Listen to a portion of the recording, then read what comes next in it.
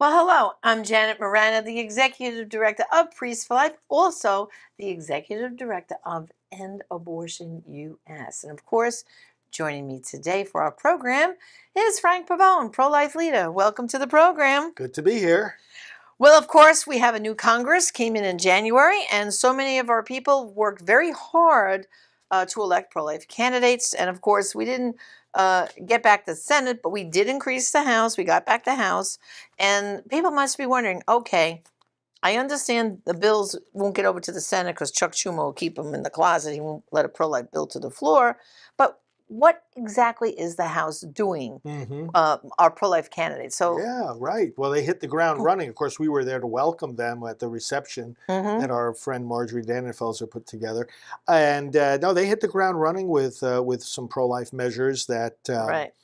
We've discussed on other programs, the resolution in favor of the pregnancy centers, Right. condemning the attacks on the pregnancy centers, and of course, calling for people to recognize their good work.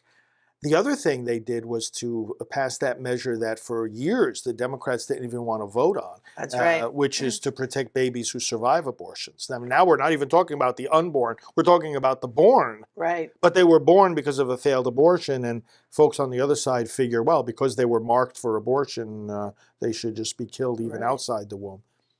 There's some protection for them, but not enough. So they passed a bill to increase that protection. And people have to realize under the previous Congress, Nancy Pelosi kept that bill off the floor. That's right. And there was a discharge petition. Discharge petition. So the pro-life representatives tried to fight against her. Well, let's explain that. When the leadership doesn't want to vote on something, if a majority of the members do, that's what a discharge petition does. They sign on to it, and once it reaches a majority, it overcomes the objections of the leadership. There weren't enough Democrats signing on for it to reach a majority. Right. So now, though, we have. But now the Republicans Nancy are in the majority. Pelosi's been fired. By the election. Yeah. And we have a pro-life House. Yeah. And so I was in the gallery that day, and listened to the discussion. And first of all, with the pregnancy center resolution, it was ridiculous. The Democrats did not want to see a resolution passed to say you must protect these pregnancy centers from violence. It was crazy. And they were citing, well, what about us? It's not fair to the abortion clinics. What do you mean? Like they said, well, why are you worried about the pregnancy centers? Well, because no one's been attacking the abortion clinics. You know what they did? They went back and quoted things that happened in the 80s and 90s. Yeah. And those people, guess what, were prosecuted and went to jail for any damage done to clinics or shooting an abortionist. And I'm telling you, the discussion was crazy. But at the end, the Republicans won, and they passed the resolution saying that the Department of Justice and everyone else, if there's a problem where a pregnancy center is attacked, they have to bring the full strength of the law to justice, right? Yeah, yeah. There was a deafening silence from the Democrat side of the aisle when those attacks were happening. Oh, yes. After the Dobbs decision. It was terrible. Should have been condemned a long time ago. Should have been condemned right at the start, as soon as it happened. Yeah. So then there was like you just mentioned, the Unborn Victims of Violence Act, basically, and people, first of all, there was a confusion. No, it's Born Alive. Born Alive abortion survivors. Right, Born Alive. But Born Alive actually happened all the way back with Bush. The problem was it didn't have teeth. It had no enforcement of, okay, the baby's born alive, but there was nothing forcing them. What do you do? Yeah. What do you do? What do you do? And what was happening is, people may not realize this, the abortionists were killing the babies. They were either, like Gosnell and the others, snipping the back of their neck with scissors and killing them, or in some cases, they were just taking them and throwing them in a medical waste bag and letting them suffocate to death. So now with this bill, they must transport them to a hospital. Now, it's only been passed on the House side. I don't know if Chuck Schumer will let a vote come, but we can still pressure that on the Senate side, can't we? Yes. Right. Well, our friends, again, with when we had that reception for the new members, our friends on the Senate side, like Senator Langford, for example, and he was saying, hey, listen, we're introducing this stuff. We're standing firm in the Senate, even if the leadership doesn't want it. we are pushing for this pro-life. And the rules are a little bit legislation. different in the Senate. That They they might are. be able to at least bring it to the floor for a vote, even if they can't win the vote. It puts people on record, and it shows how extreme the Democrats are, that they want to just kill a born alive baby. That raises an important point that a lot of people ask. Well, if we know that this is not going to be able to become law, is it still worth passing it? It's imperative that we pass it. Right. Because legislators have to legislate. In other words, this is why we elected these members of the House, that they pass legislation. For the House of Representatives to pass something, that has a deep significance in and of itself, even if it doesn't get to the final stage of being signed into law, because you have the voice and will of the American people expressing itself in a formal legislative way. You have a permanent record. You have a record not only of the vote, but of the arguments that were made. And you have stirred up public debate, awareness, and education. And furthermore, you have brought this bill through the legislative process, the hearings, the votes, the debates, the amendments. You've brought it through that process, which in and of itself is a big task that then makes it easier for it to happen the next time when you may in fact have a Senate and a president necessary to get it into law. So nobody should ever think that it's an exercise in futility to pass it if we know it's not going to become law right now. No, don't fall into that mindset. It's crucially significant that it be done. Right. Well, and the other important thing to me is, because we will have elections in 2024, the entire House will be up for re-election, as and always. A third of the Senate, as always. And so therefore, their record will be, did they vote for or against this bill? And that's very important, because that shows, okay, well, if they're pro-life, they're going to vote in favor of it. And if they're pro-abortion, they're going to vote against it. And this way, it's plain and simple to say, are you going to re-elect? Are you going to re-elect someone who would let a baby die and suffocate like that to death? That's cruel. That's terrible. You know, if I always say, if that was a puppy, oh my God, it would be on the news. Oh, yes. Not to let that happen to that puppy. People wouldn't stand Resuscitate that puppy. No, that's like the old brochure. Remember that old pro-life brochure? It shouldn't happen to a dog. Yeah. That's what this is, right? So now we have a new bill that was introduced, which I think we should get excited about. No taxpayer funding for abortion. Yes. It's introduced in the House. It's called H.R. 7. And it was introduced, I think one of the signers is our friend Congressman Chris Smith and others. And this is a great thing, because when you poll the American people, there might be some people who say, well, you know, I wouldn't have an abortion, but, you know, I don't know if we should ban all abortions. Right. But when you ask them, do you want your tax dollars to pay for someone else's abortion? Most of them will go. Majority say no. Majority say no. Now that's going too far. And even more say no if you talk about abortions internationally. Oh, absolutely. To pay for abortions in another country? In another country? No. So what I'm going to do right now is, I think I want to share with our listeners here the background to this bill, because so when people say no tax funding for abortion, well, how does the money get, from the government to pay for the abortion? Because people don't understand the trail. So I'm going to read some of this. This is the background for H.R. 7. The No Taxpayer Funding for Abortion Act, is what it is officially called, would establish a permanent government-wide prohibition on federal taxpayer funding for elective abortion, including funding for insurance plans that cover elective abortion. Currently, there is a patchwork of short-term laws that stop federal taxpayer funding for abortion, but these laws must be passed again each and every year as part of the annual appropriation bills. The most well-known of these laws, of course, is the Hyde Amendment. Because they must be reconsidered every year, they are vulnerable to being eliminated by a hostile Congress.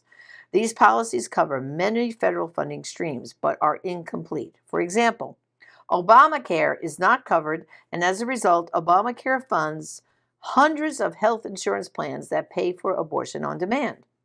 A permanent government-wide law against taxpayer funding for abortion is urgently needed.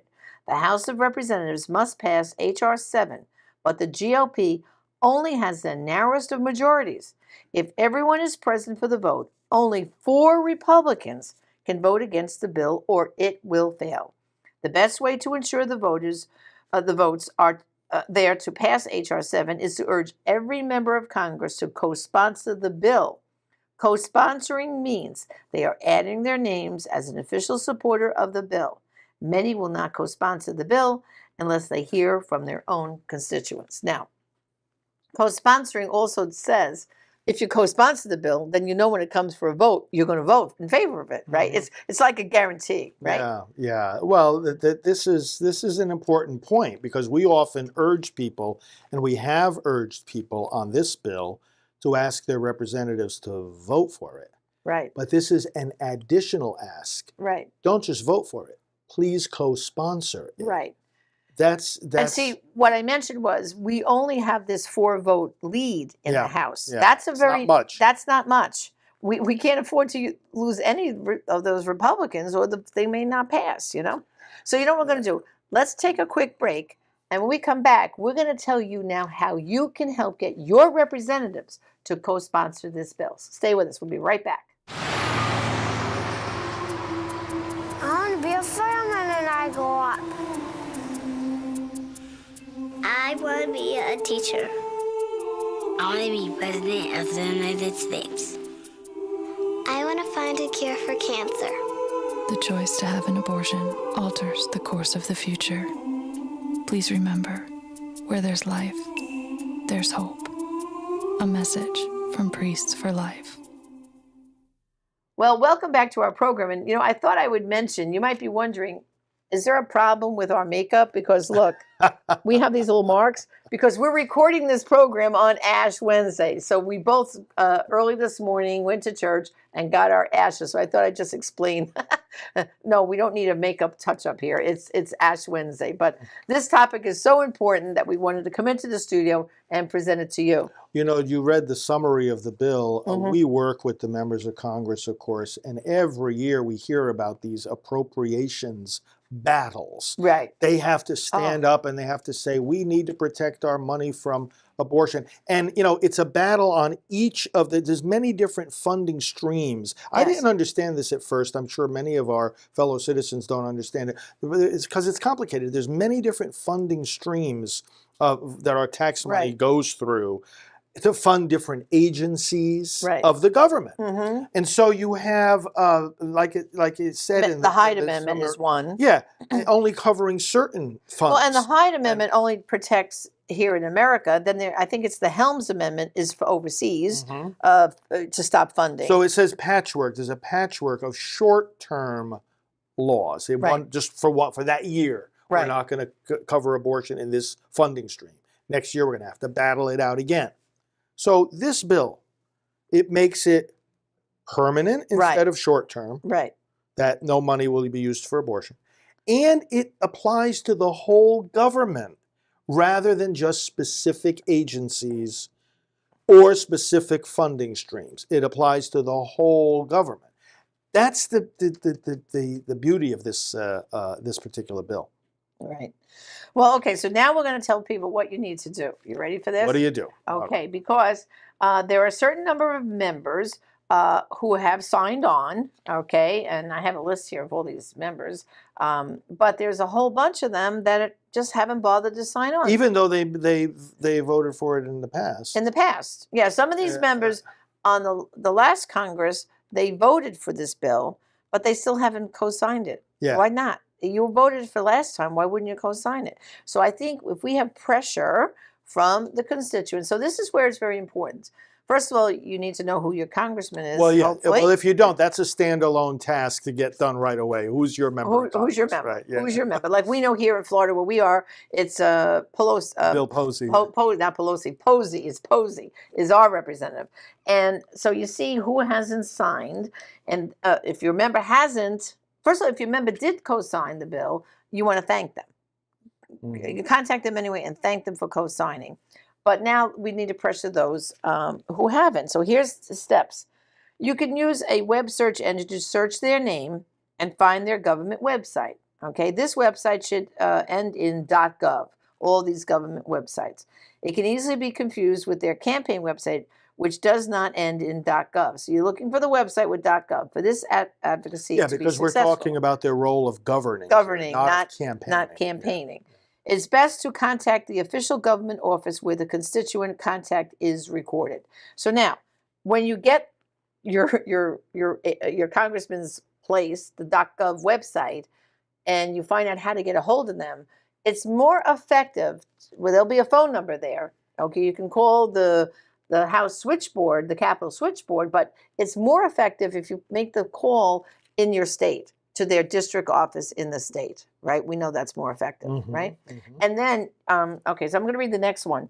You tell the representative staff that you oppose federal taxpayer funding for abortion and you want him or her to co-sponsor H.R. 7, the No Taxpayer Funding for Abortion Act, and to urge the Republican leadership to schedule a vote on the bill. Now, when you're saying that to them, what you do is when they first say hello, ask for the person who handles legislature On abortion. on abortion. Legislative aid. The legislative aid on abortion, because if you just talk to the very first person that says hello, that's like a receptionist, and you don't really want that person. You want to get to the legislative aide who handles the abortion issue. Your call will be recorded in a different way. Exactly. Yeah. And what happens is, and people may not realize this, every phone call, every email, and every snail mail letter is recorded, and why the person is communicating. So that's important, right?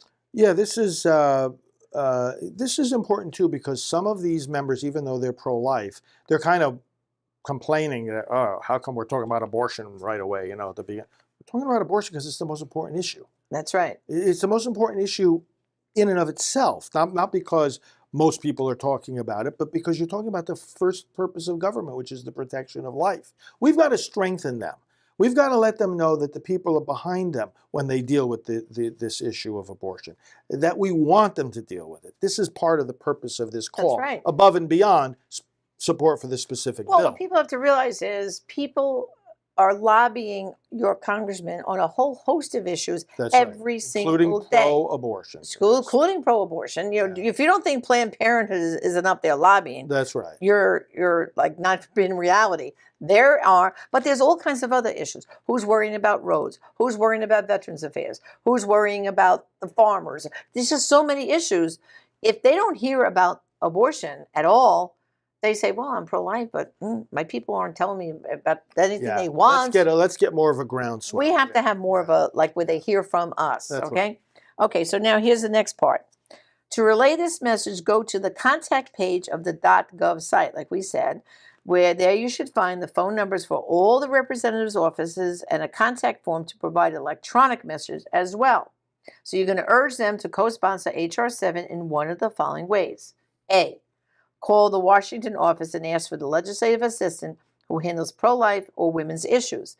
If the legislative assistant takes the call, relay the message and make sure they take down your name and address. And you want to explicitly request that. Yes. That's another point. That's another point. A lot of times people will call, oh, okay, thank you very much. Thank you. Say, no. I want you to record my name and address and ask them to officially respond to your request by mail. By mail. Because now you've forced them not only to take your name and address, but you're going to get a letter in the mail from your representative. So that's very important. And also the next part is call one of the local offices listed and leave a message with the person who answers the phone.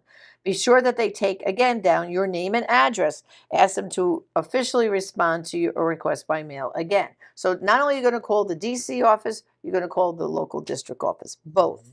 Because can you imagine? And here's another formula. I know Congressman Chris Smith and other members have told us, for every phone call, email, and letter they get, every one, they think that there's another 99 people in their district who feel the same way. So it's like it's more power for you. For your call is counted even higher, right? And when the local office gets a call about a national issue, that gets their attention. Oh, absolutely. Okay, and then the final suggestion is send a personalized email through the contact form on the representative's contact page. Note, these forms will only take your message if your address is within the congressional district. And that's an important piece right there. You know, just because you see a certain member from another state you want to contact, it's not going to work. They want to hear just from their constituents back home, right? Just them.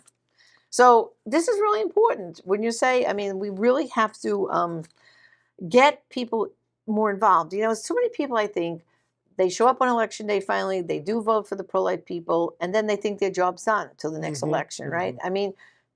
Well, this is how we make our vote bear fruit, right here. You know, right. The bill is there. They've introduced it, they've worked on it, and this has been introduced in the past as well. And Right. now's the time for us to Right. get a vote on it, get everyone on record, and get the public debate Right. advanced. And we know on the Senate side, the pro-life senators, they're just waiting to get a bill like this that Oh, they yeah. want to run with too. That's So, right.